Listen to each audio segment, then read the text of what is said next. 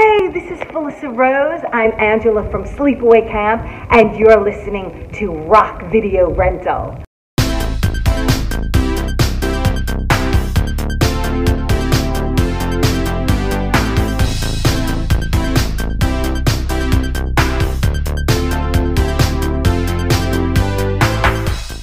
What's up, everybody, and welcome to Rock Video Rental. I am your host, Brandon, and with me, as always, is Caleb. Caleb, how's it going? It's going pretty good. How are things going for yourself? I know you've kind of had some big news. Yeah, it's been pretty busy over here. We just had our second little girl on Monday, so we've only been home since Wednesday, which today is Thursday, so it's been a little crazy. My wife had a C-section, so I've had to pick up a lot of the slack here, but holding it together. My wife she's pretty tough. She's helping out as much as she can, so she was able to kind of hang out with the little one while we put my oldest daughter to sleep, and be able to record here for a little bit. Nice. Well, congratulations, man. That's awesome, exciting, and I'm sure a bunch of chaos. So. Yeah, just a little bit. But it's rewarding for sure, I'd say. So, spoiler alert, I haven't really been able to watch too much. I been watching Restaurant Impossible a little bit.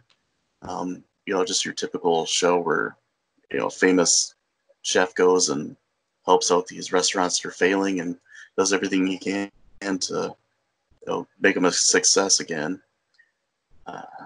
Other than that, I've been watching Extreme Cheapskates, which is kind of an interesting show on TLC. It's like these people that take saving money to the extreme, where they're saving their bath water so they can use it for other things, so they don't waste water as much. It's pretty ridiculous. Oh yeah, I heard. I've heard of that show. I haven't watched it. Yeah, it's pretty interesting, and some of the stuff's pretty gross. But what have you been watching? Well, I was just on vacation, and I might have some stories to share about next week. I know we've got a lot going on with this episode, so I don't want to drag it out. I didn't think I was going to get around to watching much, but I did get to watch some ridiculousness on TV at the hotel, which that's always Nice. a fun show, just to, watch stupid stuff that people find on the internet. But then I did watch a movie too at one point, which was called People Like Us. Have you ever heard of it? No, I've never heard of it. Okay. Chris Pine is in it. He's pretty popular and probably easily recognizable. And then Elizabeth Banks, Michelle Pfeiffer has a role in it, Olivia Wilde, and other people. Anyways, they were going for a very strong story, but they kind of executed it weird. I'm not going to get into it for time's sake, but also not to give anything away. But it was a good concept, but I think it was executed oddly, to say the least. Because the guy basically discovers that he has his dad who just passed away. He has a half sister, and it's him trying to meet that family that he doesn't know about. And I'll leave it at that. So if you want to learn more about it, I'll let you watch it and discover it for yourself, so I don't give anything away. All right. Yeah, sounds interesting. Well, I guess, with that part out of the way, we can get to our first segment, which is, Did You Know?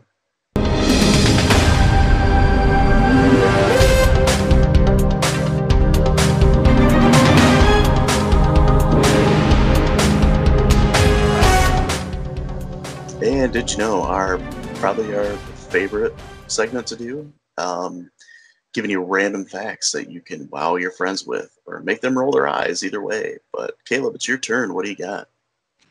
All right. Well, I just randomly chose this one, but with you talking about your wonderful wife and your kids and your family and everything, I'm going to be talking a little bit about weddings. And did you know that the longest wedding veil is the same length as 63 and a half football fields? My gosh. Yes. Apparently, there is this woman who got married in 2018, and her goal was to set a record.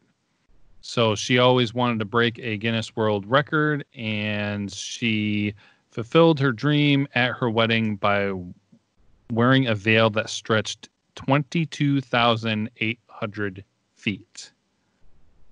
Sheesh. So that I'm not sure how they executed that, if it was an outdoor wedding or what, but there you go. Apparently you can not only get married, but you can also break records too. Rock. Yeah, that I'm assuming that probably was pretty heavy. I imagine so. I wonder how many people they had to have carry that thing. I can't imagine. But yeah, so from there, we can move on into our main topic of the week. Hey everyone, this is Cale with Rock Video Rental, and we just want to tell you a little bit more about hosting a podcast on Anchor. It works great for us. We actually have 2 podcasts on this platform. It's free and easy to use. Anchor helps distribute your podcast for you on other popular platforms. Their creation tools are easy to use, and you don't need a fancy computer. You can do it from your phone. And an added bonus too, it's easy to make money. Even if you have a small listenership or a big one, there's a way that you can still make money from it. So learn more and check it out by downloading the free Anchor app or go to anchor.fm today to get started. Buried within the uncharted depths of waters surrounding a group of islands off the 50th parallel lies man's most formidable challenge. The awesome awakening of prehistoric monsters long thought extinct. Science was baffled and powerless.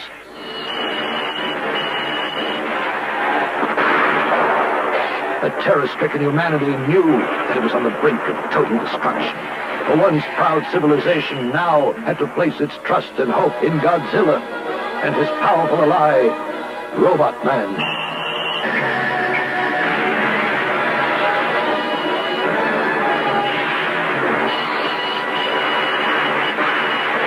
In concert, they would fight this evil in a duel to the death. Battling by day, battling by night. It was more than a race against time. This war was an all-out effort whose ultimate purpose was to save our planet from total destruction. Now came the moment of truth. The ultimate battle.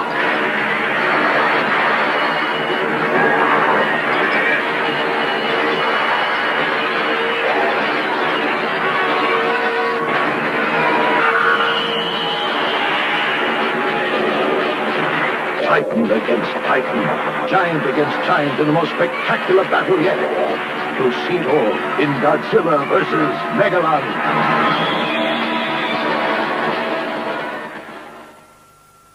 Okay, and the topic for the week is the 1973 movie Godzilla vs. Megalon. It was directed by Jun Fukada. The plot is the undersea nation of Seatopia sends a gigantic Megalon to destroy the world above, and it is up to Godzilla and a size-shifting robot Jet Jaguar to defeat him. The cast for the movie. Excuse me if I mispronounce any of these names, because they are all Japanese. Katsuhiko Kasaki as Inventor Goro. Hiroki Kawase as Rokuro Ibuki. Shinji Takagi as Godzilla. Hideto Odachi as Megalon. Sugatoshi Komada as Jet Jaguar. And Kanpashiro Satusuma as Gigan. And that's probably the best I could possibly do with those names. That was pretty good. Yeah, well, good. As a first-time run-through there. But I have to mention, this week we have a special guest with us, and as our friend Craig that we have mentioned a few times on the show, Craig is kind of, I guess, our Godzilla expert. Yeah. He's seen probably more of the Godzilla movies than I have, and I've seen quite a few. Craig, how's it going? You want to give like some background here you have with Godzilla, because I know you've been a huge fan for a long time. Yeah, I feel like when you say Godzilla expert, I feel like I need to be like at some university or some professor making money. Sitting in front of a bookshelf with a pipe. Yeah, I'm not making any money at it. And my wife would definitely attest to that. But yeah, yeah, it's kind of a strange thing. I've always have been, even if it was a closeted Godzilla fan. I really didn't know there was a lot of fans out there until kind of came around. But yeah, I've got some action figures. I've actually got all the Marvel set. I'm missing like 2 or 3 of the Marvel Godzilla comic books. I got the DVDs. I got posters. I've got all kinds of things just sitting, waiting for one of my kids to get the heck out of the house so I can like pin it up on the wall and call it my Godzilla room. But yeah, it's since I was born in 1968, and about that time, when I would go to elementary school, I'd run home, and right about 4:00 in the evening, right after school, they always had like a Godzilla flick at 4:00, and I'd run home, watch that, and it just stuck with me, and I loved them, no matter how cheesy they were. It was just something nostalgic about it. Really stuck with me as an adult, and every time they're on, I have to watch it. So yeah, it's kind of quite of a interesting thing. So, as I've never grown up, and I'm not sure I'll ever grow up from it, but it's pretty interesting. I'll say that. So. Yeah, and it seems like with especially the old Godzilla movies, like you've seen one, you've pretty much seen all of them. There's always like some random monster comes out of nowhere and starts destroying the city, and then like Godzilla's gotta come and take them out to save the world. Yeah, and then the constant suits changing from year to year, and it's interesting. Even with the first movie with Godzilla back in 53 and 54 area, that right there was a very dark movie. If anybody watched it, it's very dark. Godzilla's it's in black and white, but super dark movie. It's about nuclear war, so there's a lot of politics at the time, but it reminded me of like Nightmare on Elm Street. When you had Freddy, when it was like super dark, he was in shadows and it's kind of scared. Then they kind of made him into a wisecracking, sarcastic character. That's how Godzilla was. It's like dark, and then he kind of became this like little animated friend to all children. Right, animated, making kind of funny faces, and made him more humanized. And when as a kid, as that time around the early 70s, that's what he was, and you kind of see that with this movie with Godzilla versus Megalon. That's what you see. That Godzilla was much more animated, more of a character, that related to kids more than the first one, because the first one really wasn't towards kids. In fact, it was very more adult. A lot of people really gravitated towards it because it was really scary at the time. And you can totally tell the decades changing of Godzilla throughout, and even now. So it's pretty interesting, I have to say. That's what we would call they Marvelized it. Oh, perfect. Yeah, pretty much. I mean, he went from being the villain in the first one to, becoming like a superhero. And then, as the series progressed, like from the original Showa era onward, Godzilla's been the bad guy a couple times since then. Yeah, and a lot of people say, hey, why did Godzilla change from Godzilla from that one, even the Raven Burr one, Godzilla King of the Monsters in 54? Why did he change? And I said, well, it's not the same Godzilla. A lot of people kind of mistake that. They think, well, that's the same Godzilla. He's a bad guy. And I go, no, actually, he was killed in the first movie, and then he's more of like a species of Godzilla. He's just a different one. So a different character. Kind Godzilla did die, but it's just another one. So yeah, it's quite interesting. So. Well, you guys talking about your experience with Godzilla, I just definitely have to add that I'm pretty sure that watching this thing from beginning to end, this is my first Godzilla movie before the 90s. Good luck. Really? Yeah, so I was It's a quite real surprised. campy one. Yeah. Partway through, all of a sudden it got me thinking, like, what am I watching? Because when they started talking about Seatopia, I did not know what to expect. I was very confused by that point. So, but then I stopped and realized, okay, we're talking about a huge lizard that is a man in a costume. So Seatopia doesn't seem that far-fetched. But Yeah, a lot of these movies have some really strange ideas. Godzilla versus Mechagodzilla is my favorite one, and that one is, a group of alien like ape men control like this robotic version of Godzilla trying to take over the world. So it just gets farther and farther into sci-fi and just complete weirdness. This one is one of the weirder ones, and what the hell's going on moments happened in this. That's why I decided we have to do Godzilla versus Megalon if we do any of them. Yeah, you couldn't have picked a campier one, Caleb. So bravo for getting through it, man. I enjoyed it. So. Yeah. And Craig talked about being born in 1968 and being able to watch Godzilla and stuff on TV. I was born in 1986, and I grew up watching Godzilla movies too. Yeah. At the time, it was really difficult to find them anywhere. Mm-hmm. I remember at any time, because my dad, he worked third shift at GM like most of my life. So, on weekends, he was up late because, he's used to being up late.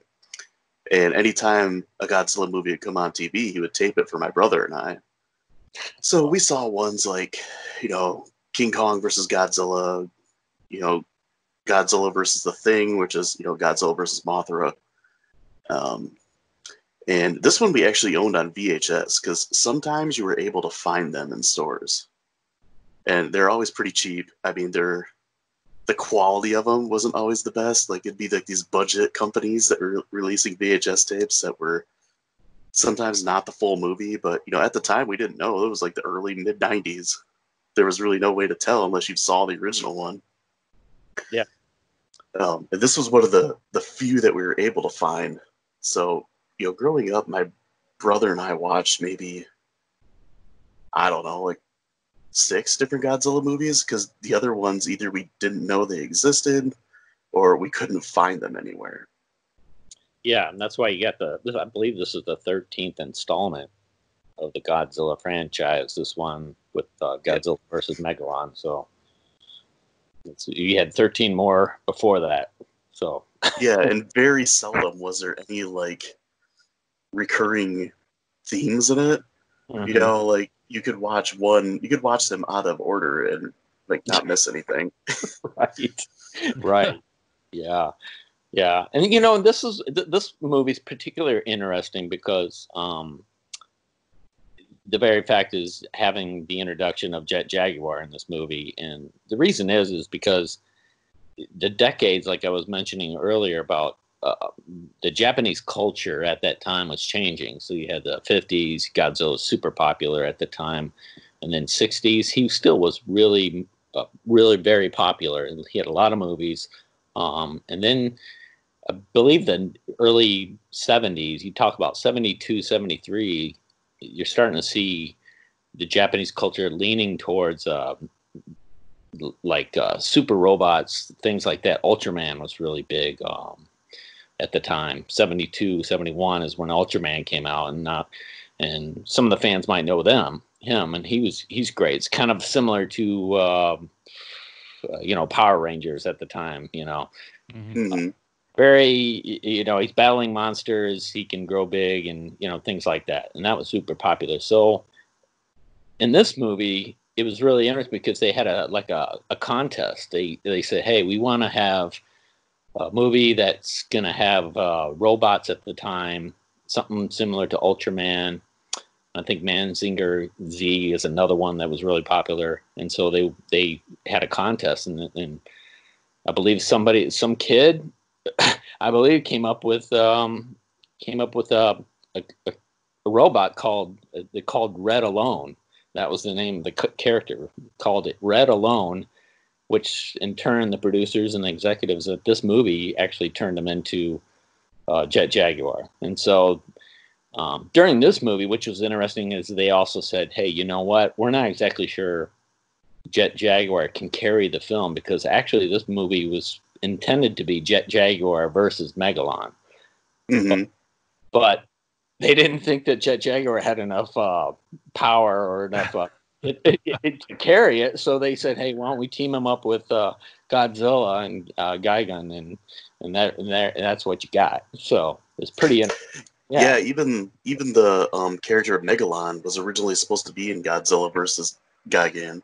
Yeah, exactly. Yeah. And, they ran out of budget for it, because they already had 4 monsters in that movie that they had to cut them out. They still had, the design for them, so that's what they were going to throw them in that movie with Jet Jaguar.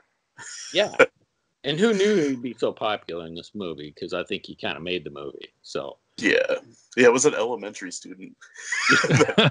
yeah, I think it was. So it's crazy, the culture at that time, and knowing about that when I was a kid, saying, wow, I didn't really realize that, because Ultraman was really, I enjoyed watching that too. So I was a big Ultraman fan, but yeah, that was, you can see the ties between those two with Jet Jaguar and Ultraman. So yeah. But, okay, so I guess we can get into just random talk about the movie with the scenes that happen and like that. So the one thing I always remember from this movie is the little boy on that weird floating thing on that lake. We bring that thing up. Yeah, you actually posted something about it this week on Facebook, and that made me laugh. Because that's the one thing I really remember, other than Jet Jaguar and, the final fight thing that we'll get into, is that weird floaty thing that's reminds me of one of the spinning apparatus things they had on Most Extreme Elimination Challenge.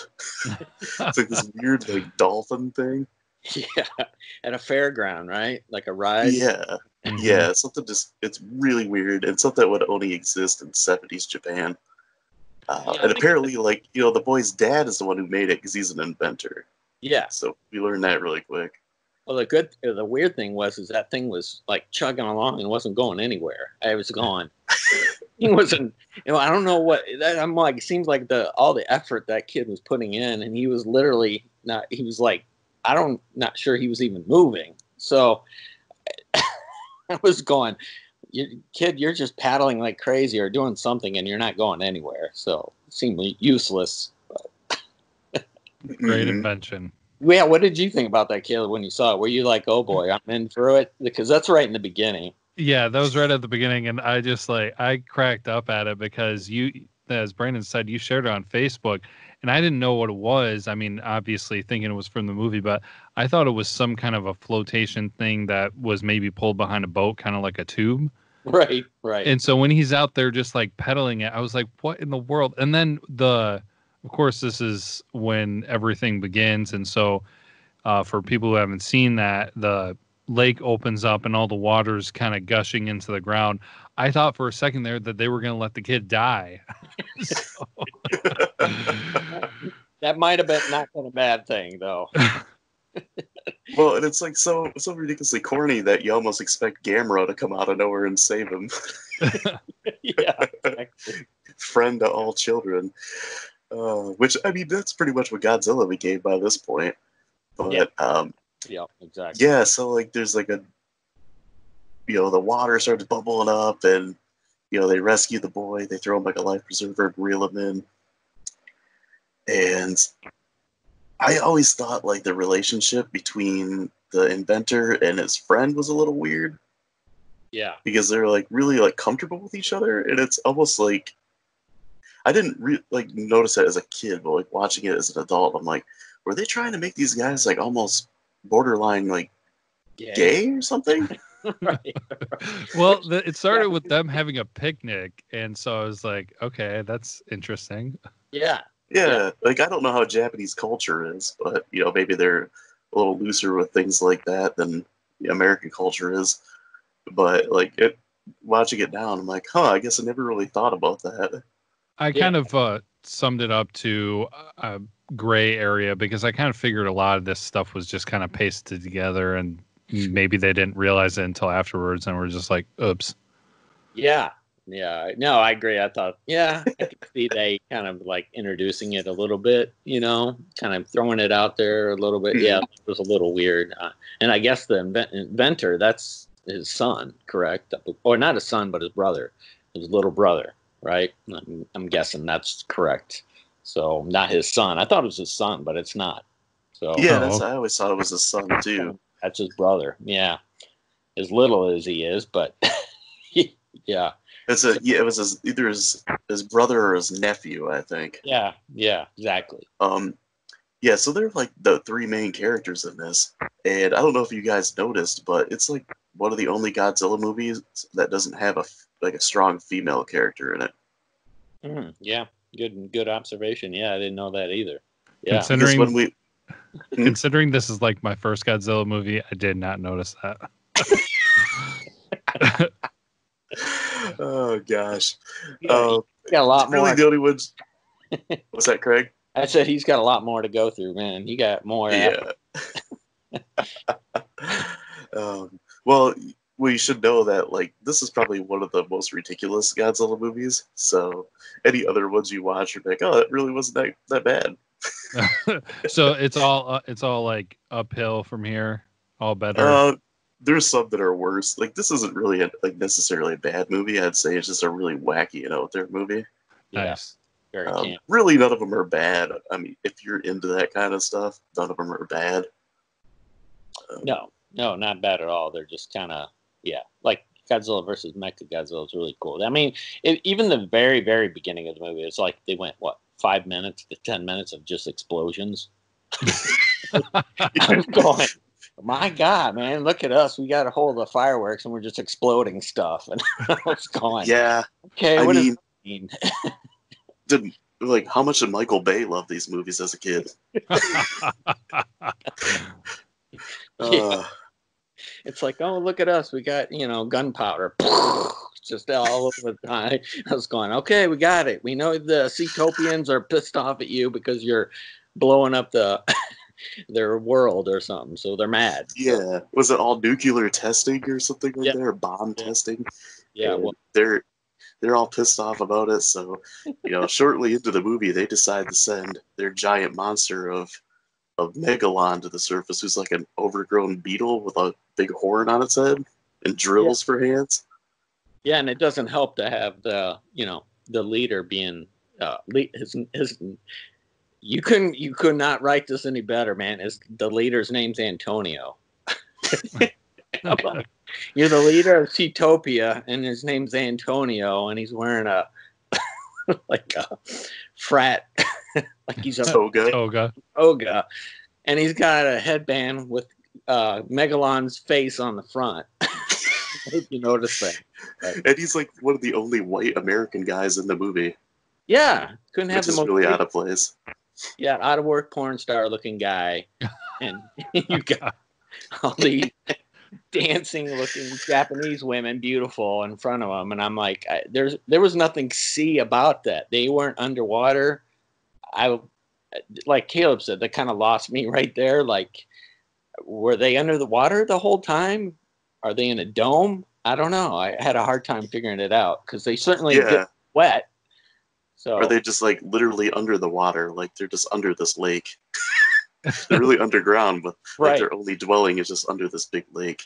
Yeah, exactly. So and then the part that I loved was when Megalon was called and he came out, is that he probably caused more destruction than the atomic bomb explosion did. Yeah. But yeah, most likely. And, we got this huge multi-ton monsters stomping around. Like, they have to be able to feel that, too. Like, come on. Yeah, exactly.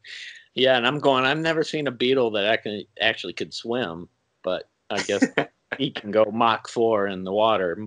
Megalon can, but I never noticed it. So they look very dry. You got a beetle and you got all these people, and they look very dry for being Seatopians. So very strange. Yeah. They're almost like weird, like futuristic Romans. Yeah. Yeah, exactly. Yeah, Well, you know what it made me think of, and actually I was thinking about looking this up and I forgot to, but it made me think of Planet of the Apes. Yeah. Yeah. And those weird people that worshipped the atomic bomb. Yeah. Mm-hmm. So I don't know if that's kind of what they were going for, or if one copied the other. I can't remember the time frame on those movies, but yeah, just those kind of a weird random group to put in there. But yeah, and at the time you had a lot of the Japanese actors, and the story was always you got these kaiju creatures that are like dormant, and the only way you can get them to come out is like some kind of and that's their god, according to them. Megalon's the Seatopian's god, so Mm-hmm. you either got to summon them, sing to them, do something to get them awake, because they've been dormant for years. And so like King Caesar in that one, he had a 5-minute song just to awaken them. So it's quite interesting. So yeah. Yeah, King Caesar, like, they spend more time singing to get him up than he lasts fighting against Mechagodzilla. Right, exactly. So yeah, and all you need is Antonio telling leader Antonio the Seatopians to get to yell at Megalon to wake up, and he did. So that's all it took. So so at the same time as Megalon getting released from under the sea, I guess, we also get to see Inventor Goro finishing Jet Jaguar as like his greatest invention, basically. yeah, we also get to see like some other cool inventions that he made, like the little mini crotch rocket motorcycle that the little boy rides around. That's kind of cool. yeah, it was cool. Bunch of just random stuff in the background. It's totally just random sci-fi stuff that you would see just plastered in the background of like a mad scientist lair or something. But like shortly after that, the inventor and his friend and his, I guess, nephew get like attacked by these guys, and they steal Jet Jaguar away, and they kidnap the little boy too. Rip him right off the motorcycle and take off with him. There's another interesting thing too that I read online. So there's like some nudity in it that's like, because if you notice when they grab the little boy and throw him in there, sitting on the seat, there's like these like pornographic magazines. Yeah, there is. Yep. So like it wasn't even on purpose. That was just something that was like in the vehicle, and it gets put into this movie that was probably rated like PG later on. Yeah. Yeah. And it's interesting that the inventor of Jet Jaguar, I don't know if anybody knows, it might blow your mind that a lot of people don't know this, but when the inventor refers to Jet Jaguar, he says, "I think I'll call her Jet Jaguar." He says her. And I go, wait a minute. And I reversed it, and I saw it again, and I said, wow, did he just call Jet Jaguar her? Which is interesting, because I think most people probably, I'm not saying it's male or female, it's just, never heard of Jet Jaguar actually being referred to as a gender. It was just always, he's a robot, and that's about it. But he said her, and I went, wow, okay, that's interesting. So yeah. Might be a little trivia. You might want to go back and look at it. So, and as a kid, like the Jet Jaguar character, I always thought was just so stupid. Which is funny because like a kid designed this, so it'd be something that would, kids should love. And I remember just thinking like, oh my god, that robot is so dumb. like as a kid, and like watch it later now as an adult. I'm like, oh my god, it's so terrible, but it's great at the same time. And yeah, I mean, basically, he's just an Ultraman ripoff. Oh yeah, and didn't you think that it seems to me in all these Godzilla movies, and Caleb, I don't know what you thought about this kid. It seemed like it was an adult voiceover acting like a kid, trying to use a kid voice, and it was so annoying, so loud. It was preaching loud, like it was like everybody else was fine except that kid. When every time he talked, it was like, man, this is hard to listen to. Yeah, absolutely. It was, I don't know if it was an adult trying to be a kid, but as for it being loud, that is a fact. Yeah, and Caleb, since you don't have too much experience with these movies, they're almost all like that when they have kids. Yeah. It's usually like a woman doing the voice of a little boy, and they scream the whole time. Yeah, go throw down some Gamera movies, and you'll see a lot of kids talking like that. They're all over those movies. Gamera has nothing but kids on those movies. So yeah, because he was a hero to like all children. And yep, that's right. Now, one thing that I noticed about this one, and maybe you guys can say more about the others, but I found it very interesting that it almost appeared that the main characters were the only ones in the entire universe, because there were almost no extras until the army showed up and until they evacuated that one town. Outside of that, there's no cars on the road. There's no other people. It's like nobody else exists. That's true. It's like I think it was footage too, like actual Japanese footage. Yeah. There's a lot of stock footage and reused scenes from other Godzilla movies. Oh yeah. That's great. A lot of like the buildings blowing up are from Godzilla versus Gigan, which I also had on VHS, which is also another pretty corny one. So I guess we could mention Gigan. So they take over the Seatopians. They take over Jet Jaguar and start like using him to. They're going to try to like team him up with Megalon to attack Earth. So the inventor guy, he's got like a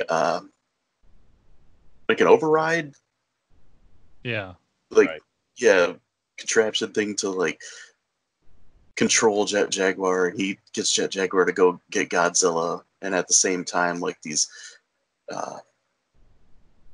people from another planet. Space Hunter Nebula M aliens. They send their alien monster Gigan to help assist. Yeah, because Megalon. Jaguar's taking on Megalon. So yeah, and the interesting thing is they took Jet Jaguar. The reason they wanted him and the inventors, because they wanted the inventor to make like a mini city or like a Star Wars stormtroopers of Jet Jaguar. He wanted him to make a bunch of them, so he had a whole army. So that's why they wanted to take Jet Jaguar. It's like, why would they take this robot? What's the big deal? But it was to make sure that they made a bunch of them so they could take the world. So that was quite interesting. I did not pick up on that. Yeah. Yep. Yeah. Yeah.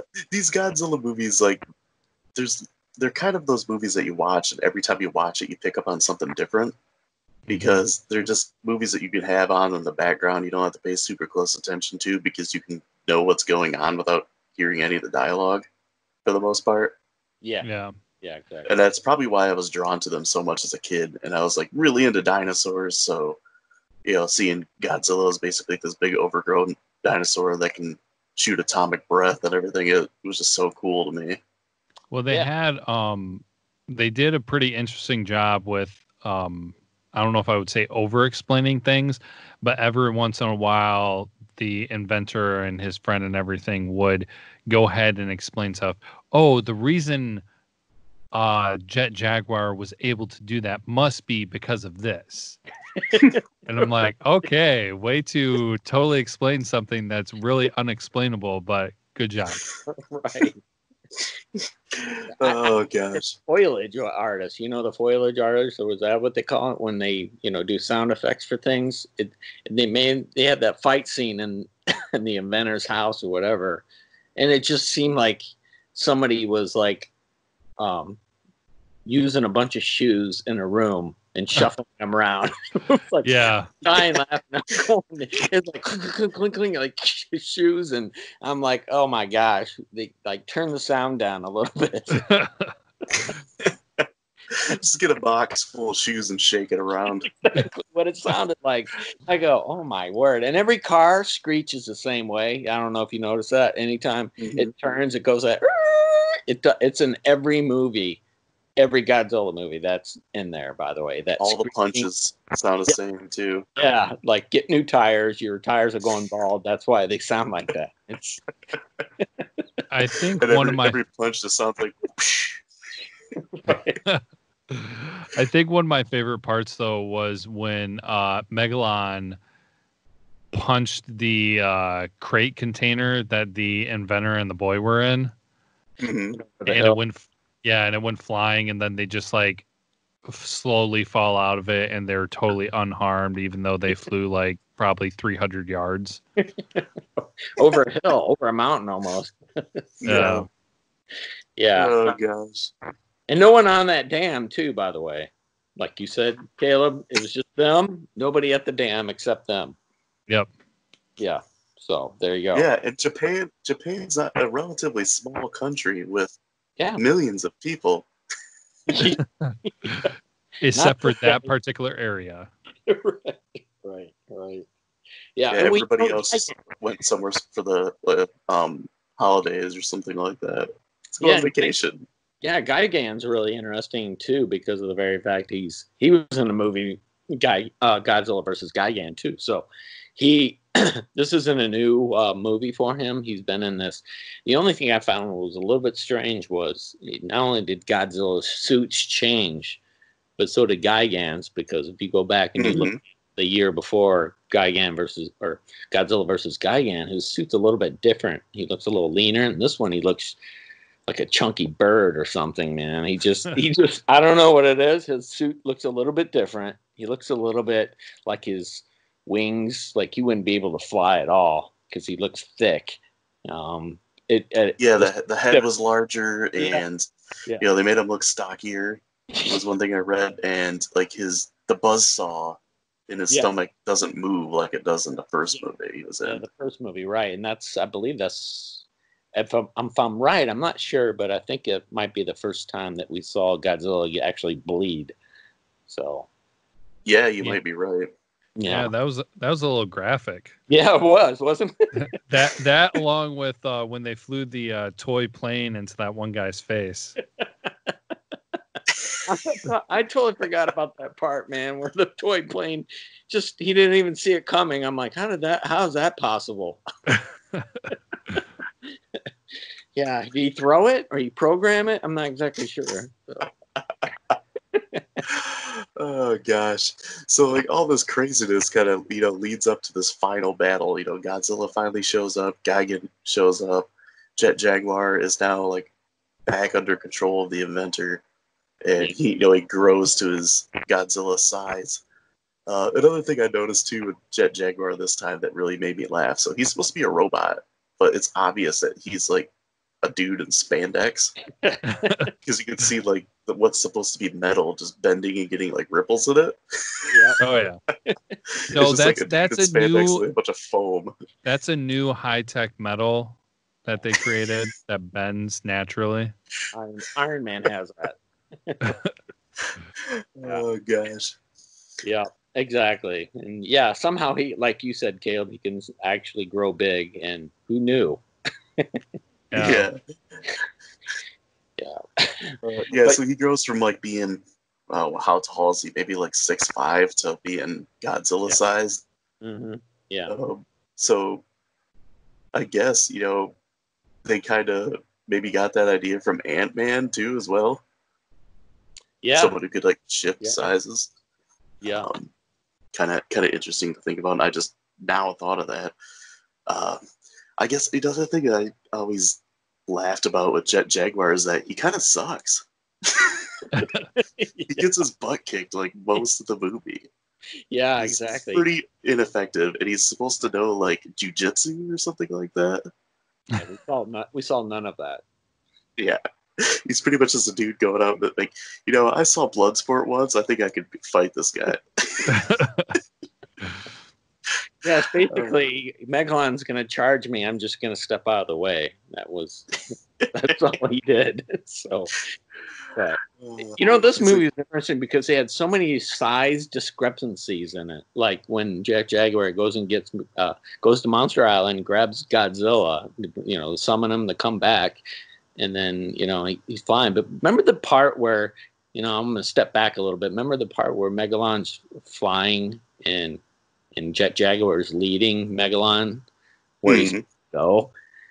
Jet Jaguar looked a lot bigger. Like, I went, wait a minute.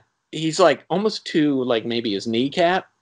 And I'm going, well, wait a minute. These monsters are like, we're about as big as the tip of their finger. And now you got Jet Jaguar is about as big, tall as his kneecap. I'm going, well, he's about, what, the size of Shaq? I don't know. I'm going, I don't get it. I was like going, man, you guys are like all over the place. It's just, those are the things I look at and I just laugh, but they're funny. Yeah, and at least Shaq knows Shaq Fu. Like, what does Jet Jaguar know? Like I said, he just watched Bloodsport one time and thought he could fight. So, he's kind of like, Jet Jaguar is almost like that friend that he's always got your back when things happen, but you kind of have to just protect him in fights. He's there to help you out, but he's not going to be able to do much. Moral support more than anything.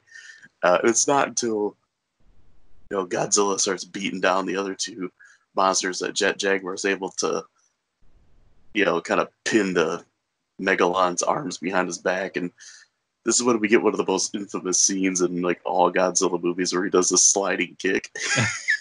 The sliding drop kick. Yeah, and it just cracks me up because like as a kid I had probably like a 14-inch Godzilla action figure. Yeah. And it basically looks like I got that, just turned him like, set him on his tail and just slowly moved him across the screen. It's obvious it's like just a puppet that they moved across. It's like, here, take this action figure and tip him, and we'll put some strings on him and drag him across. Yeah, you guys know the glaring jaw harp that they used in Godzilla. Yeah. It looked like it was like a twangy jaw harp. It's like ding, ding, ding, and he's showing up, and I'm going, is that a jaw harp? Like it's a southern. He's walking across, and I'm going, it's like ding, ding, ding, and I'm going, you've got to be kidding me. That's a great scene, man. So yeah, that was one thing we haven't talked about yet, is how amazing the sound effects and the music is in this. Oh God. Yeah. So. Yeah, well, but one thing, like it was a good sliding scene. That was I enjoyed that. I was a kid. So one thing that was interesting to hear, and I can't remember which one of you said it, was how this was supposed to be a feature of just Jet Jaguar, and then they added Godzilla later. And the fact that I paid attention, this movie is like an hour and 22 minutes long or something like that. Godzilla didn't show up and do anything until there was 15, maybe 20 minutes left in the movie. Yeah, and you can tell. You can tell that actually this movie was made for Jet Jaguar. You can tell it actually should be highlighted.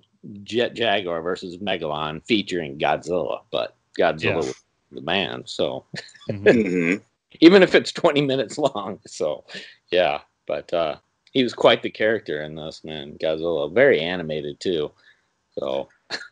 And I love how they were like best friends, and they like had a secret handshake and all that stuff. Right. Oh gosh, yeah, that sliding kick though. That's just that's a classic like meme now, like a GIF that people use. Yep. It's great. Love that. Yeah, when that scene happened, I was like, "Oh, I've seen that." I know that. I remember when my brother and I first watched this movie on the cheap VHS tape we had, and like Godzilla did that kick, and we just started laughing. And it was like, wow, that was terrible. And then he does it like like 4 or 5 times at least. Yeah. Yeah. Just back up. Oh, do this kick again. Oh, back up. Do the kick again. Yeah, and then you saw, like, I think at the point where you went, wow, I think the only move that Jet Jaguar had was he actually broke Gigon's arm. Oh, yeah. I went, wow. So he just does went Steven Seagal on him. He went Steven Seagal on him. The infamous breaking the arm, right? Just bend it backwards till it snaps. Yep. Oh, gosh. And I think that was the part where Gigon just said, hey, all right, that's it. I'm out of here. He leaves his buddy. Well, you're on your own, man. So, a typical corny 70s sci-fi movie tradition. Did you guys, I never noticed this as a kid, but did you guys notice, like, you can visibly see the wires on Megalon anytime he jumps? Yeah, because he could jump pretty high. Yeah. Yeah. No, I didn't. No. I'm going to have to look at that. He had some wires and make him jump. Oh, yeah, for sure. They're pretty visible, almost as bad as like an Ed Wood movie, like Plan 9 from Outer Space. That didn't even like attempt to hide the wires. And I don't know if it's just, I probably didn't notice it on my old grainy VHS tape, but I watched this on HBO Max. Yeah. That's probably like the 4K scan of it, because these are put in the Criterion collection, which they make like super high quality like Blu-rays and stuff. Yeah, and I got that, by the way, that collection. Oh, the Criterion one? Yep, I do. Yeah. Nice. Great collection, yeah. So, I recommend it.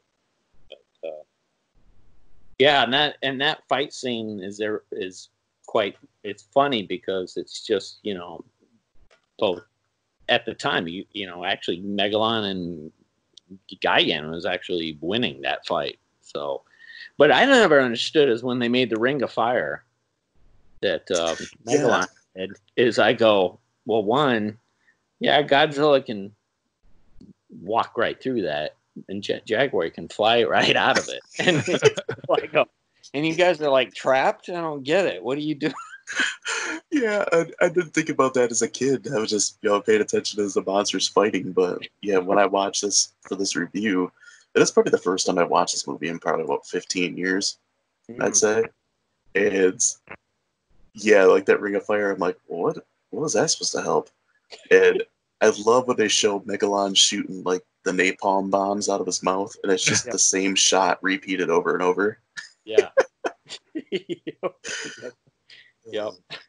He didn't use that horn lightning bolt. Wait, he didn't use it enough in that fight scene. In that particular fight scene, he didn't use it enough. Like, heck, you got King Ghidorah using it anytime he can, and then you got Megalon, who's almost seems like he's got the same power from that horn, and he doesn't really use it at all. So yeah, and in fact, he does have the same power because they just reused the lightning strikes from King Ghidorah. Exactly. Just rehash that. Yeah, it's like, let's just take that stock footage, use that. Yeah, exactly. Which is a lot of this movie. But I'll get into that when I talk about some facts and stuff.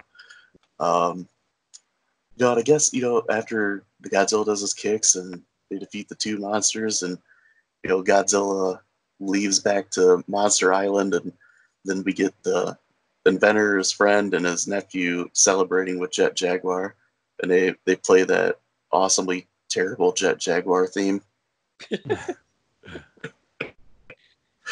Jet Jaguar. Yeah. Oh gosh. But I don't know. My history with this movie was, it was one of the few that my brother and I were able to find. I don't even remember where we bought it. I don't know if we bought it from Walmart, like way back in the day. But yeah, so it was one we watched a fair amount, and we both always just kind of made fun of Jet Jaguar because he was a terrible fighter, and the idea of him was just, it's kind of dumb, it's just corny, but it's almost become like a running gag. Like, I don't know, you ever play those Godzilla games they had for PS2. Yeah. Yeah. Like, and we'd always just beat up Jet Jaguar at it. It's like, how many people are actually going to use this guy? But, you know, he's become almost like a cult favorite just because of how ridiculous he is. Yeah, he is. I mean, in a way, his face is actually well done. I thought Jet Jaguar was really cool looking, you know, compared to like something like Ultraman or something like that. So, yeah, it's well, they made him colorful. You know, they kind of made him more Michelin Man looking, but yeah, Jaguar's kind of. You can tell, like Caleb was saying, it was made for him. You can tell throughout this movie it was basically about Jet Jaguar and the Inventor, and that was about it. And they threw in Godzilla at the end because he sells, and so that's what that was about. Even if it's 20 minutes of him, but yeah, campy movie, fun movie. I enjoyed it when I was a kid, man, and you know, if I can get my hands on a Megalon action figure, I will. So, but you know, I actually thought Megalon was a pretty interesting character. I thought he was well done around the face and things like that. Yeah, very cool looking. I always thought. Very cool. Yeah, so I thought that was really cool. I even think Gigan, who's actually one of the top 5, if you pick 5 of Godzilla's worst, you know, the enemies or his rivals, and Gigan's up there. He's a powerful kaiju. So yeah, Gigan's an interesting character. Yeah. Yeah, and Gigan, he got a makeover later in the series, one of the later installments. He did. Yeah, he did. Where instead of having like the big blades on his hands or hooks or whatever, he was given like chainsaws. Yep, exactly. So yeah, a lot of them got makeovers. So, but yeah, my all-time favorite Godzilla nemesis will always be Mechagodzilla, though. Mine too. Yeah, he was always one of my favorites. You know, King Ghidorah, King Ghidorah, whatever you want to call him, he's always really cool. I mean, how do you not love a 3-headed golden dragon that shoots lightning out of its mouths? Right. And then, you know, Mechagodzilla, they had a little campy, a really cool movie, Ready Player One. I don't know if you saw that, but at the end, when the bad guy, he summons Mechagodzilla and it builds around him, and the whole crowd just went crazy. So if you get a chance, go see, you know, watch Ready Player One, you'll love it. So yeah, that's one movie that I've wanted to watch just because of all the little things in the background that you can pick up on. I've heard about. Yeah, Mechagodzilla's in the end, and it's great. It's really cool. So yeah, they did a good job. But yeah, Caleb, what'd you think, man? You gonna see part 2 of Godzilla versus Megalon if they come out? Well, since Brandon's got me going with the Friday the 13th series, I found it really interesting to get into series I've never seen before, just to watch them as a whole and kind of compare them and see them as they progress. So now that I've kind of plopped in the middle of the Godzilla movies, I feel like watching maybe a few more to get more of a feeling and an understanding of it all. So, because they're definitely way more crazy and ambitious than I realized. Mm-hmm. Right. So, but yeah, there might be more viewing in the future for me with some of these Godzilla movies. Yeah, and I have to mention that all of the like original 15 movies of the quote unquote Showa era of Godzilla, these are like all your classic ones up until the late 70s, I think. Yep. Yeah. Those are all on HBO Max. Yeah. Nice. Yep. And then they have a real hiatus, and they got 1985, which is pretty good. That was a really, really good movie. And the ones after that, like Godzilla versus King Ghidorah and Godzilla versus Biollante, those are pretty interesting and pretty well done too. Yep, they are. Yeah, very cool. So yeah, Godzilla's not for everybody. It really isn't. It's a nostalgic thing for me. I mean, it really is. I mean, I love the new movies. I think they're great. I think they're well done. Just brings back my childhood, but I'm more of a nostalgic, very old, vintage. Just it's stuff that I grew up with, you know, and that's how I look at it. So the only one I would never consider, and I might die on this hill is the 1998 one. That's not. Yeah, which I like to call Godzilla versus Ferris Bueller. Yeah, and there's a thing, the underlying thing with all Godzilla fan club and people who collect it is they call him Zilla. They will not add the God to it. So, yeah, yeah, it's quite interesting. So when they say, "Oh, the 1998 Zilla movie," that's what they mean.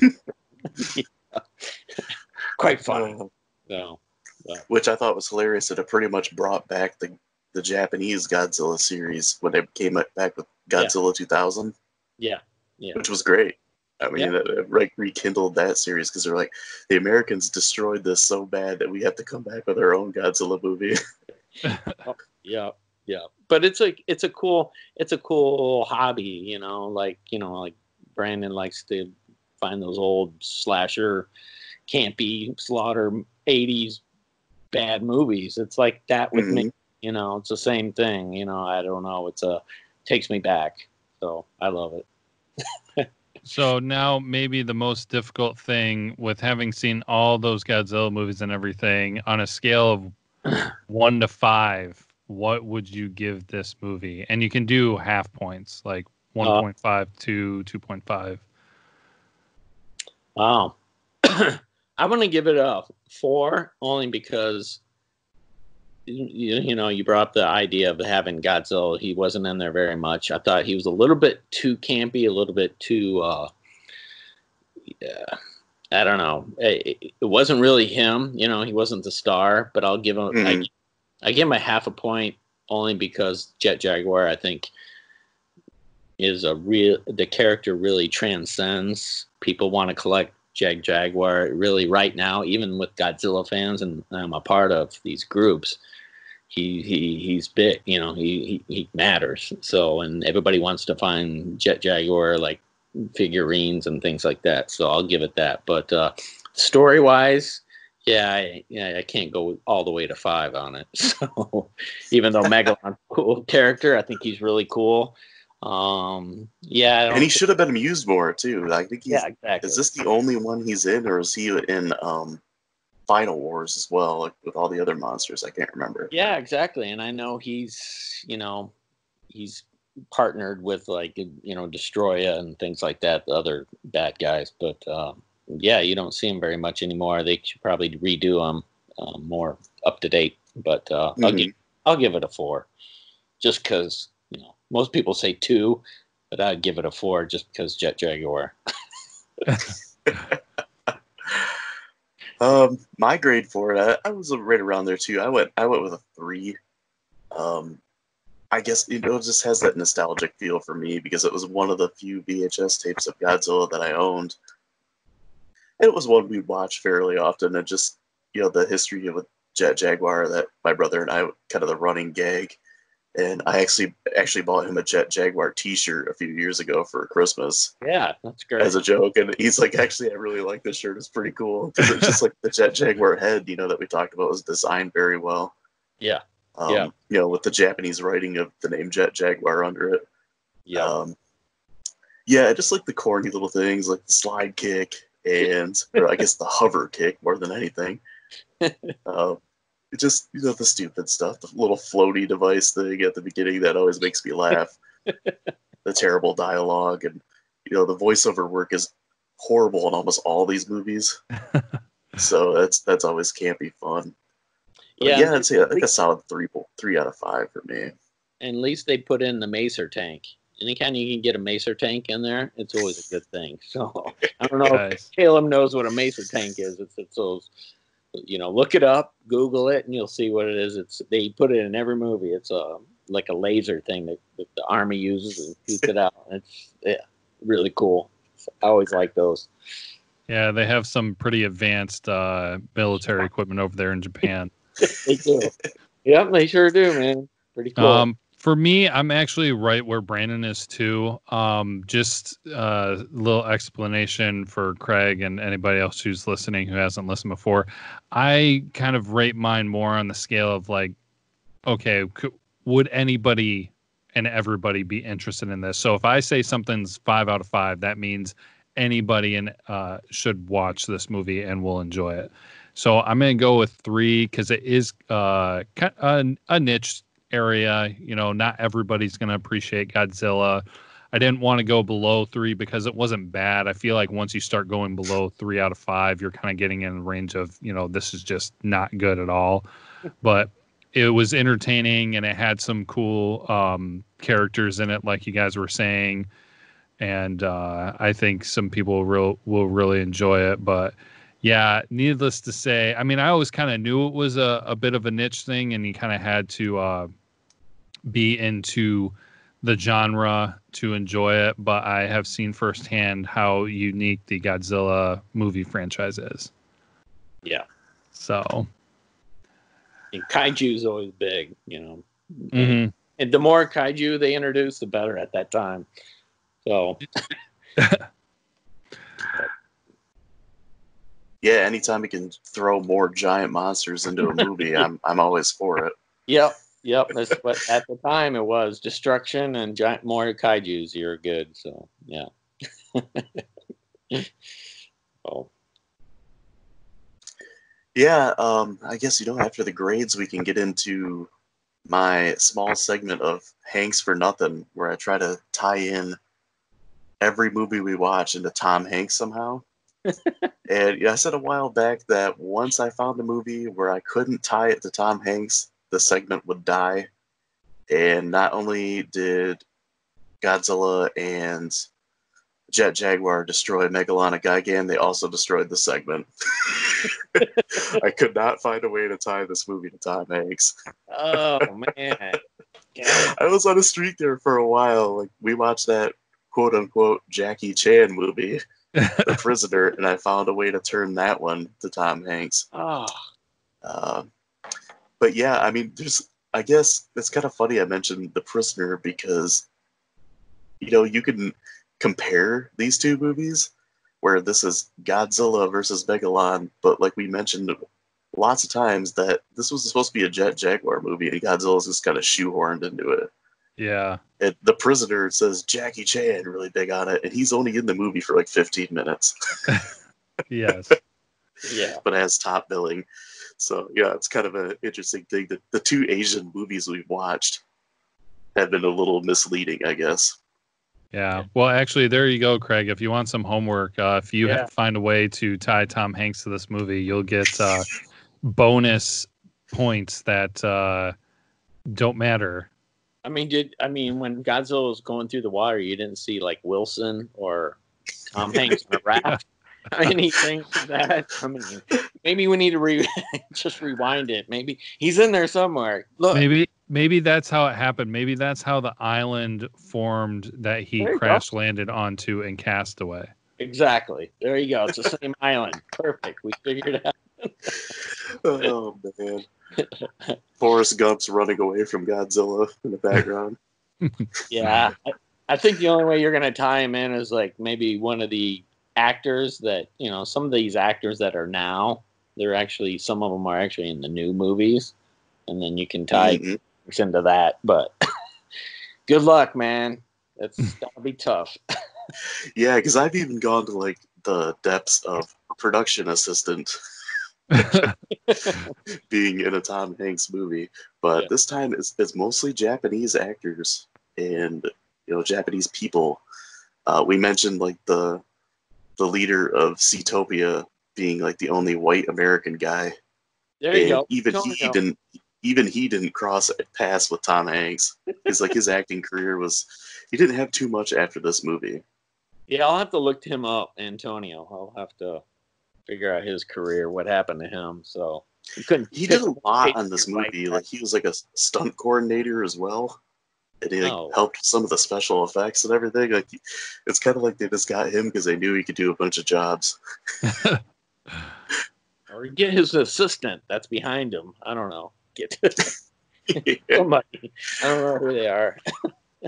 Maybe the same person who served coffee on the set for this movie served coffee on the set of a Tom Hanks movie. Maybe Tom Hanks watched this movie when he was a kid. Who knows? Oh my gosh, there you go. Find out if Tom Hanks is a Godzilla fan. Yeah. Maybe he dressed like Godzilla for Halloween one year or something.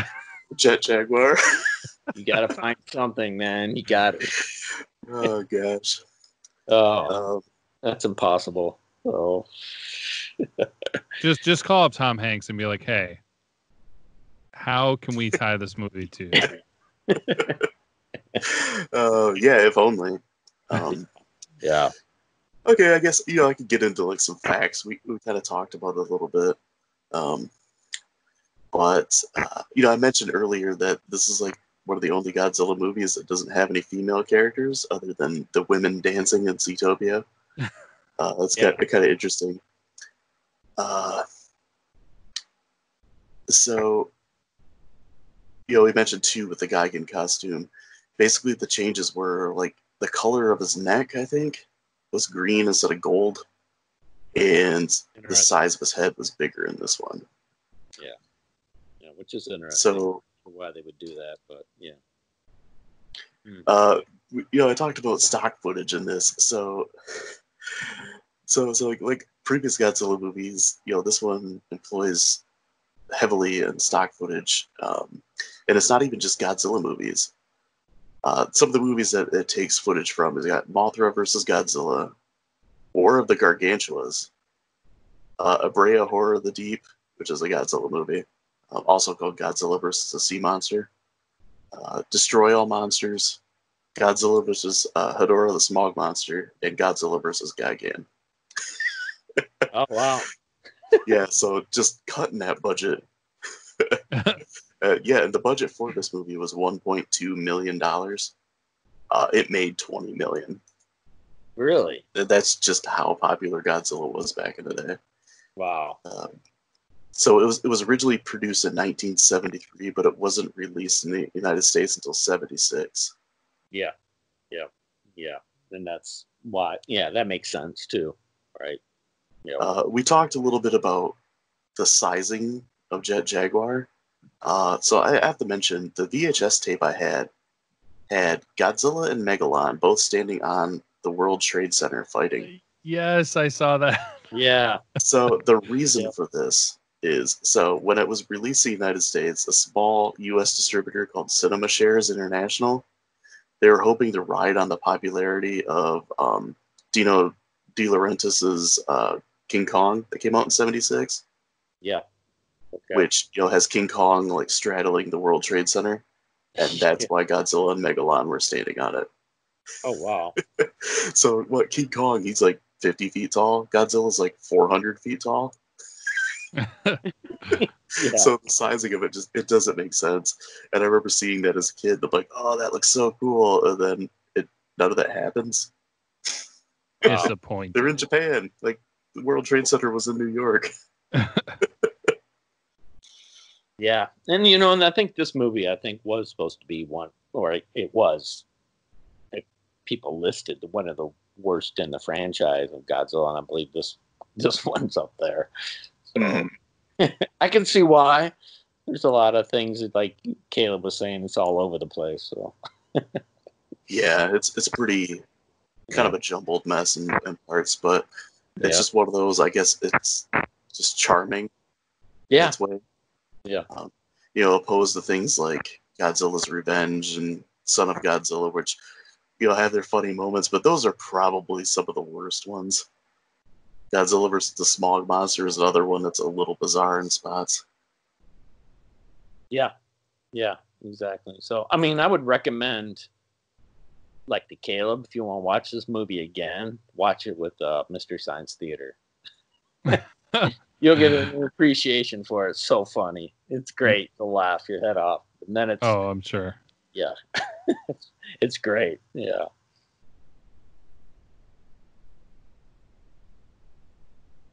Okay, any other final words on this one, Greg? Nope. Great movie. As far as campy, it's one of the campier ones in the Godzilla franchise. But yeah, it's one of those movies that people gravitate towards and bring up, and I love it. It's a Criterion collection, and you're talking about middle 70s, so right about the time prime when I was a little kid. And yeah, it's nostalgic, and I'm on the hunt for a Megalon. If I see it, I'll try to get it and get Jet Jaguar and some of the other things. But yeah, it's you know, I didn't realize Godzilla was in it so short. I thought he was in it a little bit longer, and then I watched it again. I went, oh yeah, he isn't very very long. So Yeah, I never really noticed that too much as a kid either.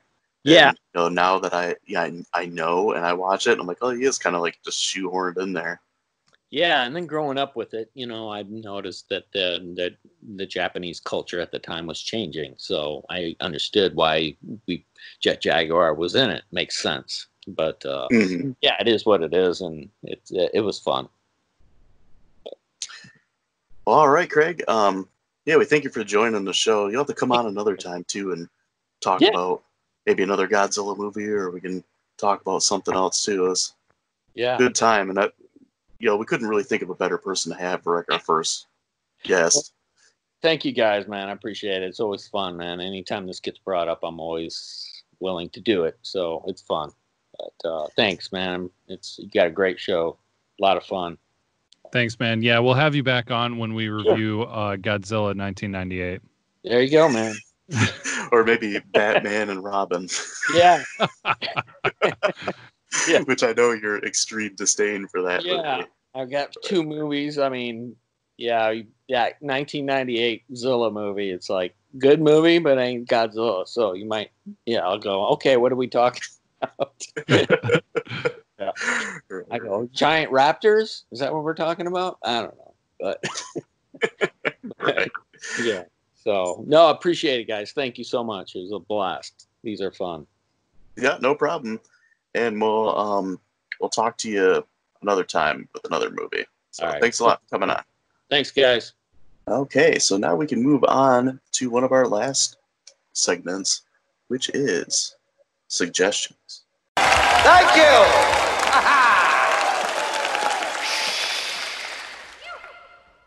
It's showtime!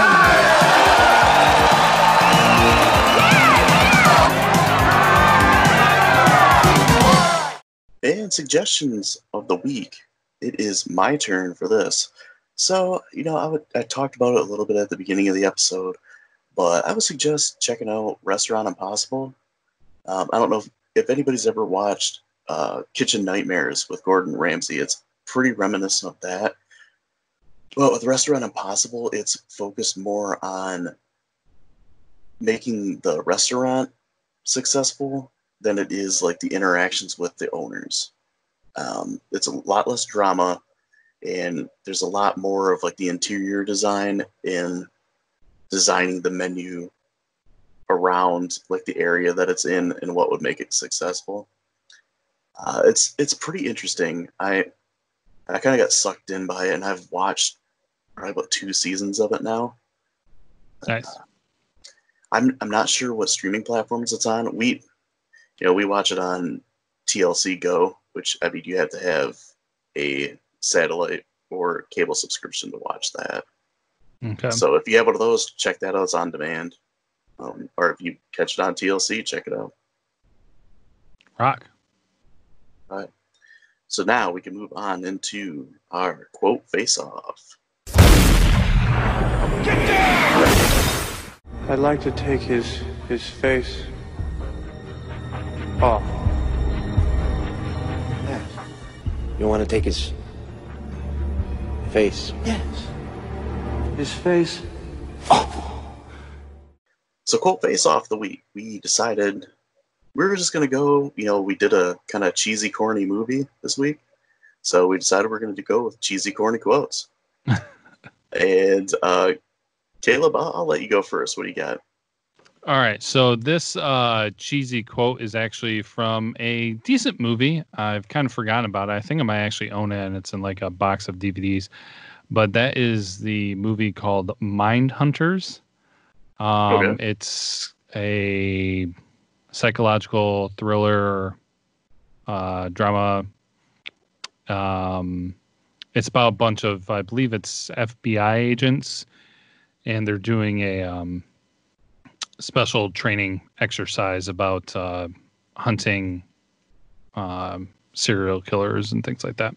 So anyways, towards the end of the movie, there is the part where they finally get the bad guy, and LL Cool J drops an amazing line after they finish him off, and he says, I guess we found out his weakness. Bullets. So, yeah, pretty great quote there, LL Cool J. Thanks for that one. But yeah, the movie as a whole is pretty good. I mean, it's not groundbreaking or anything, but yeah, that was absolutely cheesy, dorky quote from that movie. So, what do you have, Brandon? Mine comes from more of a family movie, and I guess, pretty much like a Christmas movie. And that is the 90s movie Jack Frost, starring Michael Keaton.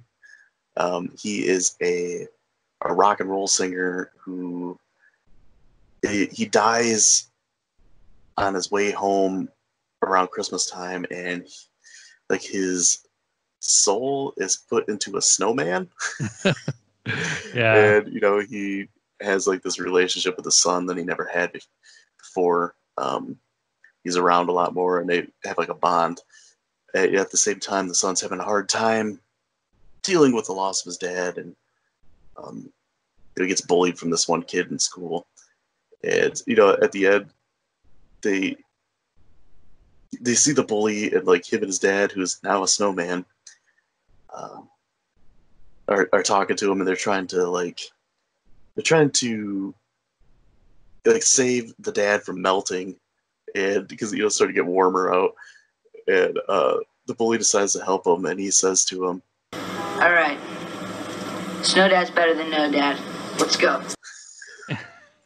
Every time I hear that, it just makes me laugh because it's so terrible. Oh my gosh, that is fantastically terrible. Yeah. So from fantastically terrible, we can mention how we didn't plan anything for next week.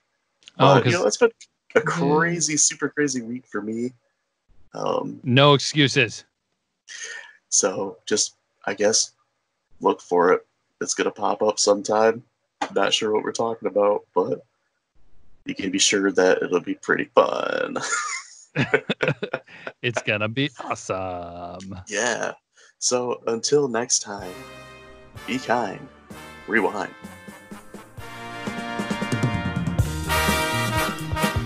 Sora ni kagayaku makana taiyo Jet Jaga 僕らのジャガー地球の危ないその時は悪者どもに猛烈パンチゴジラとジャガーでパンチパンチパンチパンチパンチみんな正義の友達だ何